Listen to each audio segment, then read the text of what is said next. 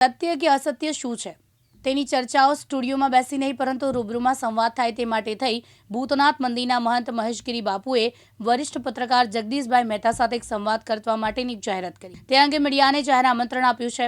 ત્યારે શું આ સંવાદમાં જગદીશભાઈ મહેતા ઉપસ્થિત રહેશે ખરા તેવી ચર્ચા મીડિયાના લોકોમાં ઉઠવા પામી છે। જૂનાગઢમાં કોઈ કાર્યક્રમમાં ભાગ લેવા માટે આવી રહેલા વરિષ્ઠ પત્રકાર જગદીશભાઈ મહેતા સાથે 25 ડિસેમ્બરના રોજ સ્વસ્થ મુક્ત સંવાદ સાથે માટે એક થઈ જૂનાગઢ ભૂતનાથ મંદિરના મહંત મહેશગીરી બાપુએ સાંજે 4 વાગે સત્યના રણકાર માટે જાણીતા પત્રકાર જગદીશભાઈ મહેતા સાથે સંવાદ કરવા માટે ભૂતનાથ મંદિર ખાતે ઉપસ્થિત રહેવા માટેનું જાહેર આમંત્રણ આપ્યું છે। આ ચર્ચામાં તેઓ કોઈપણ પ્રશ્નોના સત્યની સાથે જવાબ આપશે તેવી જાહેરાત કરી મહેશગીરી બાપુએ રણકાર કર્યો છે અને આ ચર્ચાઓમાં ભાગ લેવા માટે તમામ મીડિયાને મહેશગીરી બાપુએ આહવાન કર્યું છે। જય ગિરનારી, ઓમ નમો નારાયણ। હું મહંત મહેશગીરી ગુરુદેવ દત્ત ભગવાનના ગાદીથી વાત કરી રહ્યો છું। ભૂતનાથ મહાદેવ, રાણેશ્વર મહાદેવ અને એના ગાદીથી હું આપના વચ્ચે એટલા માટે આવ્યો છું કે ઘણા દિવસોથી આપે જોયું હશે કે ગિરનાર અને જૂનાગઢના અંદર જે મીડિયાના અંદર વાતો થઈ રહી છે, કેવી રીતના સત્યની પણ વાત થઈ રહી છે અને અમુક ચેનલો છે જે અસત્ય જ ફેલાવી રહ્યા છે।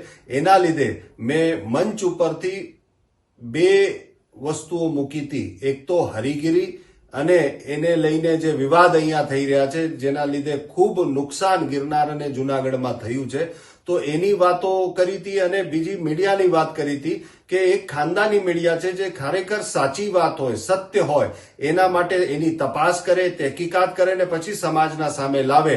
અને એક લાવારીસ મીડિયા જે ખંડણી વસૂલ કરતા હોય, બ્લેકમેલરિયા હોય અને પાછા સસ્તી લોકપ્રિયતા માટે ગમે તે વાત હોય એટલે એને અધૂરી માહિતી સાથે તમારા સામે મૂકે ને પછી ઓપિનિયન લેવાના, ગમે તેના ઓપિનિયન, એના નિષ્ણાંત છે કે નહીં કે શું, અને પછી એ તમારી સામે મૂકતા હોય છે। તો આ બધી વાતોથી સમાજને નુકસાન થાય છે, ધર્મને નુકસાન થાય છે।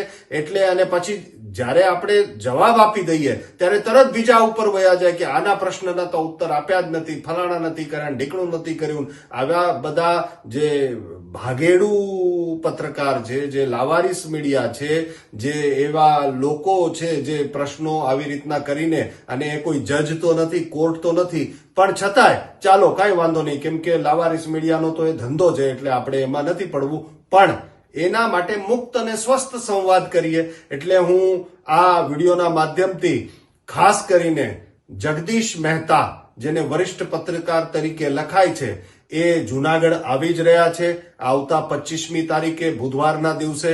એના સાથે ઘણા મીડિયા ચેનલ પણ આવી રહ્યા છે, એમના સારા એવા પણ જે વક્તા, પ્રવક્તા અને ન્યૂઝ હેડ આવી રહ્યા છે। તો હું આપ સૌને જ આમંત્રણ આપું છું કે જૂનાગઢ આપ આવી જ રહ્યા છો 25મી તારીખે, 2 વાગ્યા સુધી આપ ફ્રી થઈ જ જશો, તો સાંજે 4 વાગે ભૂતનાથ મંદિરમાં આપણે એક સ્વસ્થ અને મુક્ત સંવાદ રાખીએ।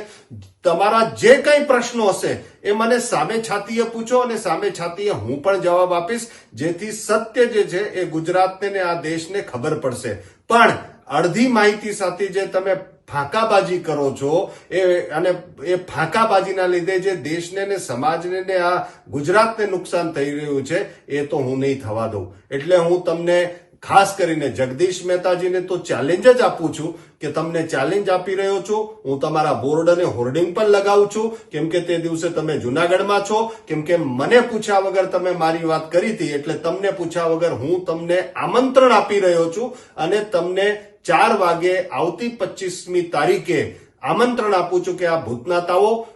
જૂનાગઢના જનતાને પણ આમંત્રણ આપું છું કે તમે આવો અને તમારા સામે જે પ્રશ્નો પૂછશે સામે છાતીએ, એના સામે છાતીએ જવાબ આપીશ। સત્યનો રણકાર હવે થઈને જ રહેશે અને સત્યના રણકારથી જ હવે પ્રજાને ખબર પડશે કે સાચું શું છે અને ખરાબ શું છે। અને 2 વસ્તુઓ બની શકે, કેમ કે ઘણા બહાના આપી શકાય કે મને આમ છે ને તેમ છે ને ફલાણું છે ને એમ છે, પણ આનાથી વધારે શું હોઈ શકે મારા વાલા કે તમે આવી જાઓ અને લોકોના સામે બેસીને વાત કરી શકાય। કેમ કે ન્યૂઝ રૂમમાં તો આપણે સિંહ બધાને બતાવીએ કે હું કોઈથી બીતો નથી, સિંહ છું ફલાણું। સિંહ તો ત્યારે સિંહ કહેવાય જ્યારે મેદાનમાં આવીને શિકાર કરતો હોય। તો હું ખુલ્લું મેદાન આપી રહ્યો છું, તમે આવો ભૂતનાથ મંદિરમાં, આપણે બેસશું, જનતાના સામે સ્વસ્થ સંવાદ કરશું। કદાચ તમને સુરક્ષાને લઈને ચિંતા થાય તો હું પોલીસને પણ પત્ર પાઠવી રહ્યો છું કે અહીંયા એક પ્રેસ વાર્તા થશે, એક ડિબેટ થશે, જગદીશ મહેતાજી આવવાના છે ને બાકી બધા પણ ચેનલો આવે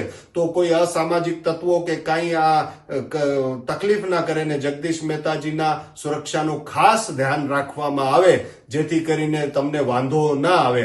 અને બીજી વાત કે તમારા સાથે એક બે ચેનલો છે જેના નામ લેવા હવે મારા માટે બહુ જરૂરી છે. એક તો ન્યૂઝ રૂમ વાળા એન લખેલું હોય, ગર્જનાદ અને એ પછી નિર્ભય ચેનલ છે.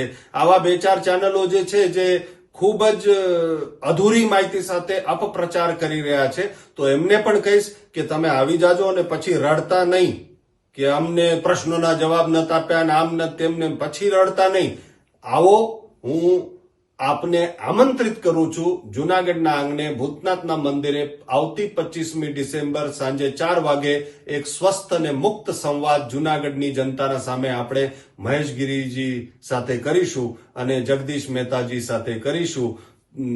આપ પધારો એવી અપેક્ષા છે. પધારશો તો સારું જ લાગશે, નહીં પધારો તો તમને જવાબ આપવા પડશે ને ગુજરાતની જનતા પછી તમને પૂછશે કે તમે કેમ ભાગ્યા ને કેમ આવ્યા નહીં. જય ગિરનારી, નમો નારાયણ. પ્રકાશ દવે સાથે યજ્ઞેશ ભટ્ટ, દિવ્યાંગ ન્યૂઝ, જૂનાગઢ.